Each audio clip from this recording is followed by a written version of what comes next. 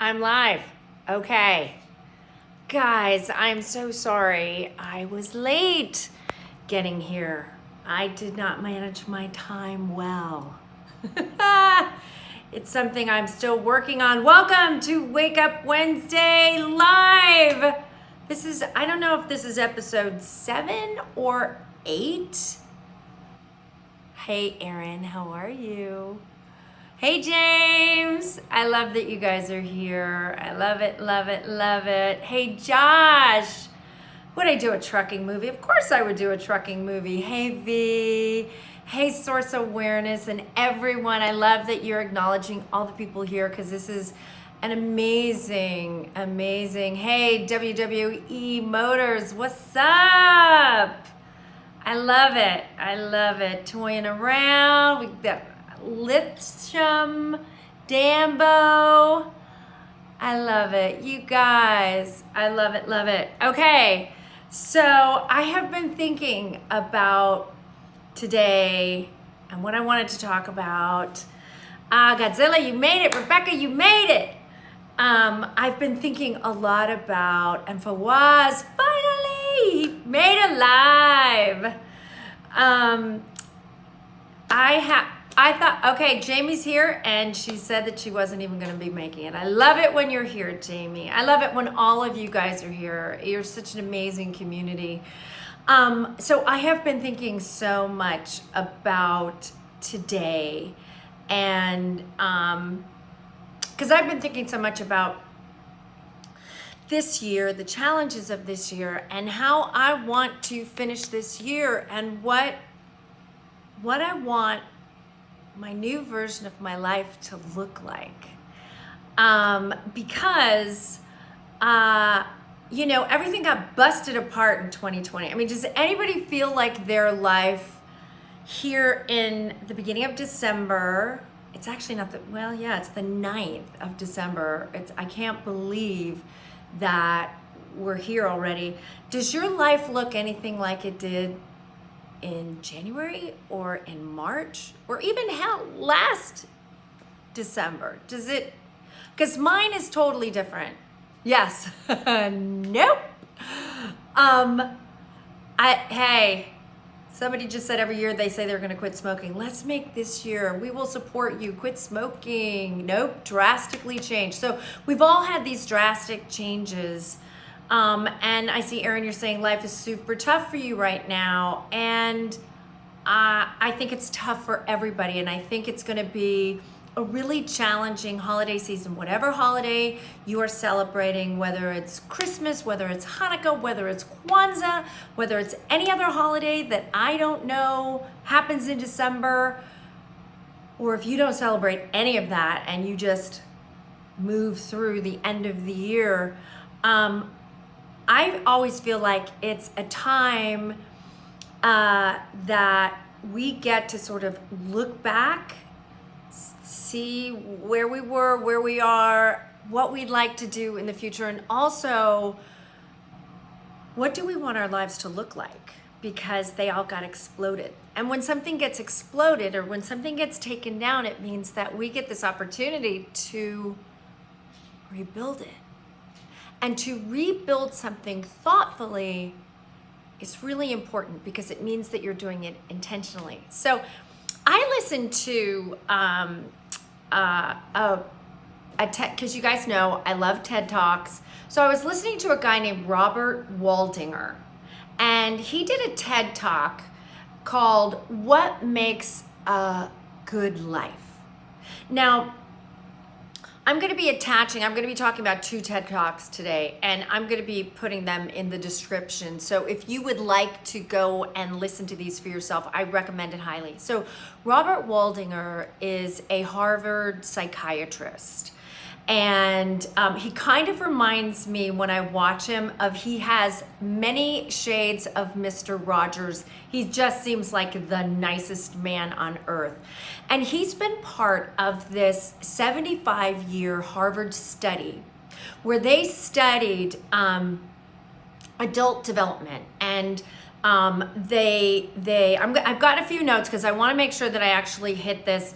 So he's the most recent director of this study. They originally studied 724 men who were sophomores at Harvard back in the 1930s. They then, most of them went on to serve in World War II. So they had a slice of Harvard, students. They also, and this was something that happened in Boston, they also went to large group of men who came from some of the most disadvantaged neighborhoods in Boston. So these were people who were immigrants, these were people of color, these were people who did not have the opportunity to go to a university like Harvard, and they studied them. And so what they were doing over this, it's now a 75-year-old study. There's still some original members who are now in their 90s, and they were studying what makes a good life. And what they found was really interesting. They chronicled over the years, every couple of years, they would go in, they would ask them questions, they would interview them, they would do brain scans, they would do medical, they would check medical records. And so what they were trying to do was figure out literally what makes a great life. Now, the very cool thing about this study is that this is literally the longest study on Earth studying a specific test group that is now expanded. At a certain point, they jumped in, they started bringing women into it, they started talking to the kids of these original specimens of people. And most people, when they were asked, like, what makes a good life, most of them thought that it had to do with wealth, or it had to do with stature. And in the world that we live in now, most people think that, well, if I was wealthy and famous, I would have a great life. And they found out that none of that was true. That what made a good life, so studying these subjects from before the Second World War all the way now, till some of them are well into their 90s, they found that the thing that really created a wonderful life was connection, was close personal relationships. And it didn't have to be with a significant other. It was just with friends. It was with people that you've stayed in touch with since you were a kid. It could be family members. It didn't really matter who it was, as long as you had at least, and it wasn't like that you needed a lot of people, it's that you had at least one person who you felt connected to. And that these relationships, this sense of connection gave it gave to each participant who really fully had this in their lives. They had more longevity, a longer life. They had smarter brains. They were healthier, and they lived longer. And they're continuing this study because it's really a worthwhile TED Talk. I want to really encourage anybody. There will be a link below to go listen to it because it's fascinating. And this is science. This isn't just like me making it up or other people making it up. Like, this is science. So one of the things that's been happening in 2020 is that as we've all social distanced, there's so much loneliness.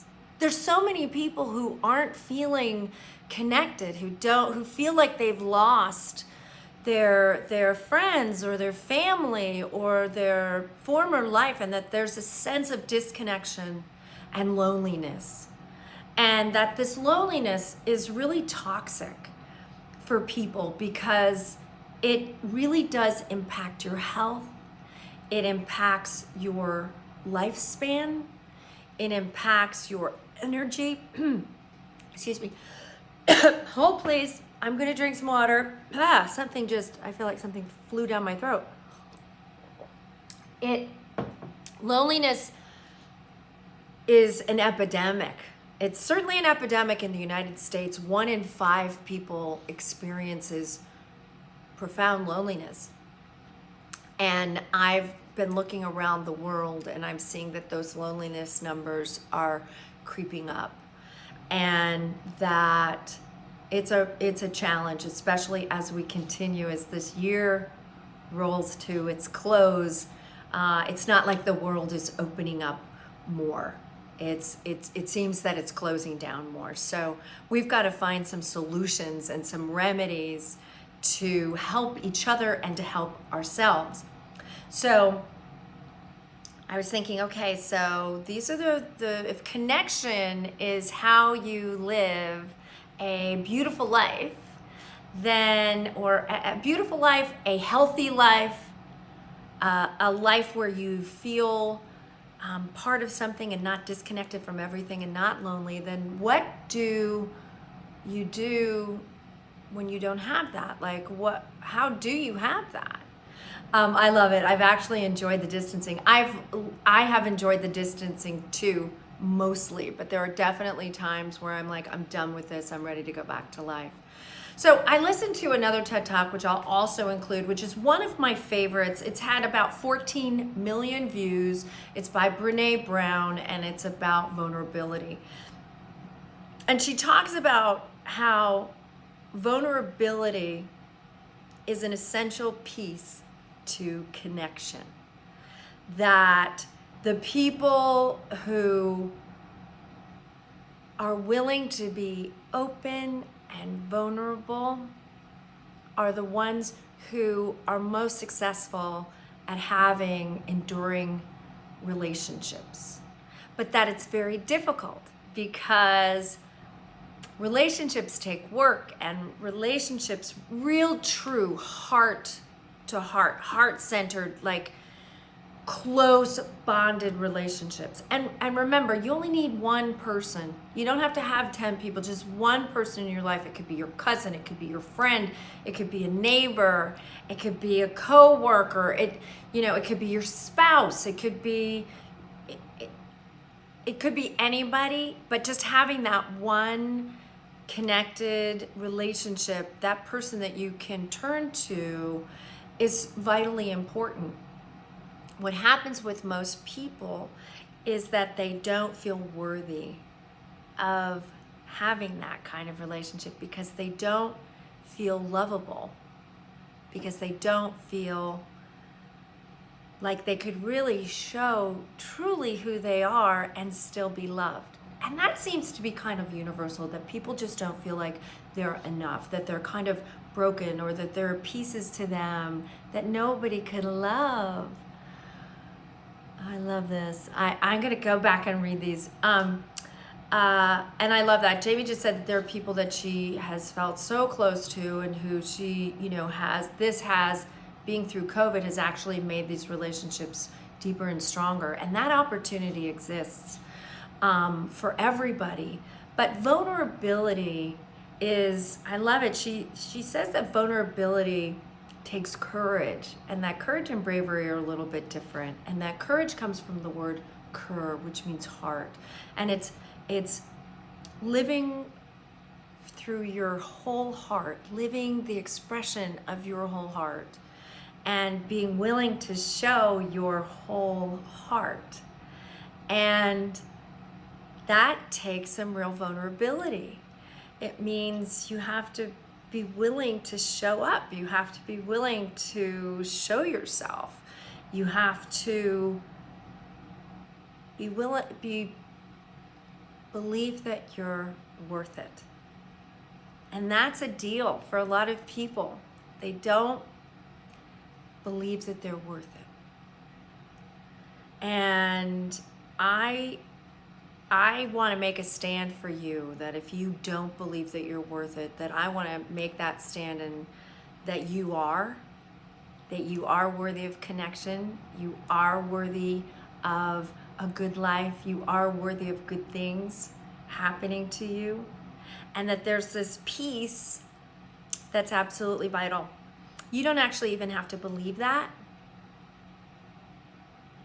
Okay, so somebody just said that they struggle a lot with anxiety and depression, and that they don't feel worthy a lot of the time. And that's a really human experience. That's not, I can't even connect in a chat forum. It's got to be a whole nother level. A lot of people feel like that. That's a really common experience. That is something that many people feel. And I think that I really would encourage everybody to listen to Brené Brown's, and it'll be linked down here, her vulnerability talk, because one of the things she talks about is, the sun just hit my face. I think it's tied to a lack of worth, also tied to making ourselves smaller to fit the needs of others. I think that that's true. I think that we have been programmed to not be our true authentic selves. And she talks a lot about authenticity. That we've all gotten signals in the course of our lives that we're too much, or we're not enough, or we're crazy, or that was dumb, or you're kind of dumb or stupid, or aren't you the smartest one in the room, or whatever these signals are that we sometimes get. And sometimes we get them through the course of our lives. Especially people who've been bullied, especially people who come from abusive homes or have been in abusive relationships. So there's an important piece that's required to have these relationships and to be vulnerable, is that you have to be willing to take that step, to have the courage to take that step to show your true authentic self. And I have to say that my experience watching people show themselves really nakedly, like this is who I am, in all my imperfection, in all my challenges and the best word is just imperfection. That is what makes you beautiful. That is what makes you so unique and special. And now is the time, yes, naked and unafraid, says Jean Paul. That is what this time requires of you, of me, of all of us, to stand in who we are and just authentically be ourselves. And you will find your people. If you really do that, if you're willing to stop hiding out, stop playing small, or stop being the acceptable version of yourself, but be the true version of yourself, of who you really are, people will love you.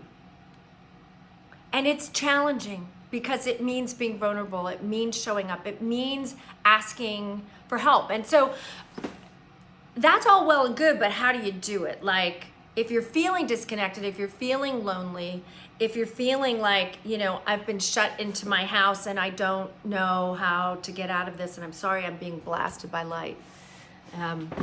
I'll try to get out of the light a little bit. That's not working, doesn't matter. If you're feeling like you're stuck and you don't know a step to take to make that connection, it's really easy, believe it or not. I'm going to try to save you guys there, a little less light. Replace your screen time with a little FaceTime with somebody. Like, put the screen down and maybe write an email to somebody. How about somebody that you like but you haven't been connected to, but it's somebody that you would like to be more closely connected to? Write them an email. Just a really sweet little email, just saying, I'm reaching out to people that I care about. And I just wanted to say, hey, I wanted to hear what you're doing. Tell them 2 seconds about what you're doing, and on with it. And maybe find a couple of people that you would like to reconnect with. You might find that they want to reconnect with you. Another thing is to rejuvenate a relationship that you already have with someone. Oh my God, this lighting is killing me. I'm an actress, so you know me. I gotta have good lighting, but I also want good lighting for you guys so that I'm not blasted out and you can actually see my face. This is my fairy house, by the way, and my crazy Christmas tree, but we'll get to that in a second. Reaching out to somebody that you're already in a relationship with and kind of rejuvenating it. Like, maybe it's time to go weird together. Let's like go on a wacky date, or let's, change things up. Let's like add some spice, or let's talk about something that, bring a subject to the table and like have an interesting conversation. Another thing is, and this is a tough one, is to reach out to somebody that you're in conflict with, particularly in your family, and try to either extend an olive branch or forgive them.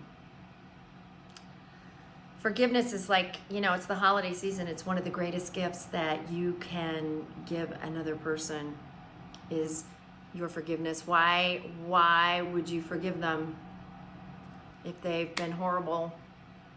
Because forgiveness is actually something that you give to yourself so that you can live with it. It does include them, but forgiveness is something that we give to ourselves so that we don't have to live with the burden of the challenge of having to carry the grudge. And carrying grudges, so many of us carry grudges big and small.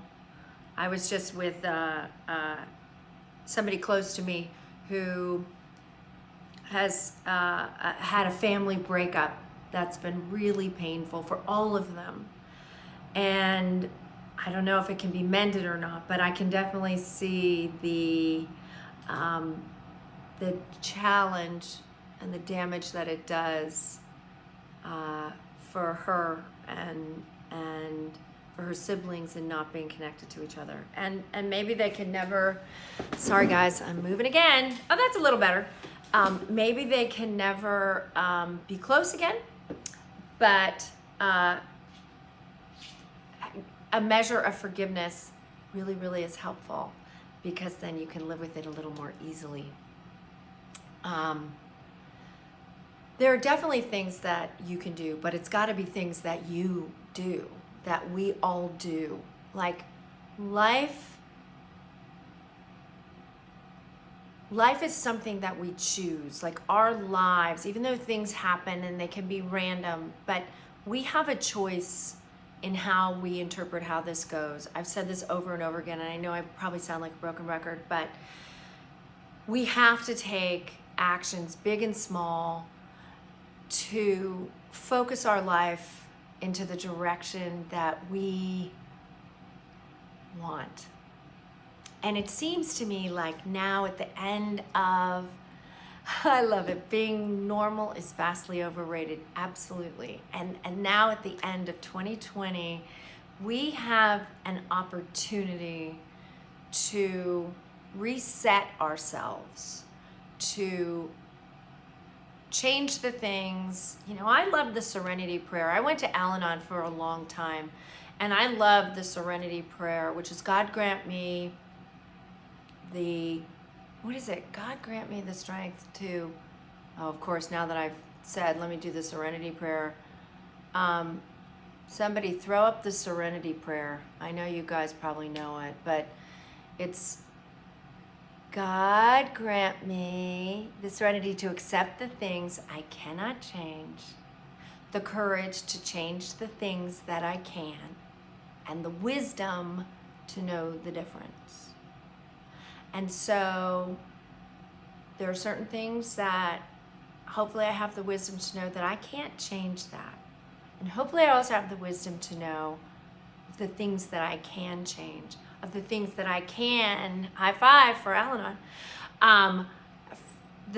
to have the wisdom to empower myself to change the things that I can, to empower myself to surrender the things that I cannot, and to have the wisdom to know the difference. I would love nothing more than to help anybody feel a sense of connection and belonging at a time when we're all being socially distanced and when we're feeling a lack of connection, particularly to the life that we had a few months ago. And that requires surrender and just letting go and just saying that was then, this is now. What am I going to make out of this? And that we can't be passive in it. We have to actually take some steps to change our lives, to be vulnerable, I love you guys are so smart. I love everything that I see that is coming up, and we'll do one soon where we actually I'll really read out more of what you guys have to say. This has gone on longer than I anticipated, but I just wanted to share these thoughts with you as we start winding down the year. I would love for us all to finish strong together and to go into 2021, that wildly unknown year. Who the hell knows what's gonna happen? We still have a long way to go through to get through this year. We have a winter solstice coming up, which is on the 21st of December, and that's a big date. I'm one who follows the seasons. As you can see, this is my Christmas tree. It is a blue Atlas cedar, and it's going to be planted outside when I'm done with Christmas. And I've only got a couple ornaments on it because I just didn't have it in me. I'm gonna sit up because I'm getting blasted by light. I just didn't have it in me to put up a whole tree. And this is my fairy house, and I love me a good fairy. Maybe I'll have to take a little tour of that with you guys later. I love you so very, very much. I will be talking to you next Wednesday. Please leave me a comment below if there's something you need to get off your chest or talk about. And also, I've been told to please ask people to subscribe and hit notifications because it helps the algorithm. It gets this channel out to more people. And that's the whole point, is to love as much, help as much, be of service as much. And along the way, we will have fun talking about all things Ninja Turtles and Halloween Town and anything else that's happening work-wise with me. And hopefully I'll get to find out what you guys do as well, because this is such an amazing group of people. And I love you all so very, very much. And I will talk to you next week.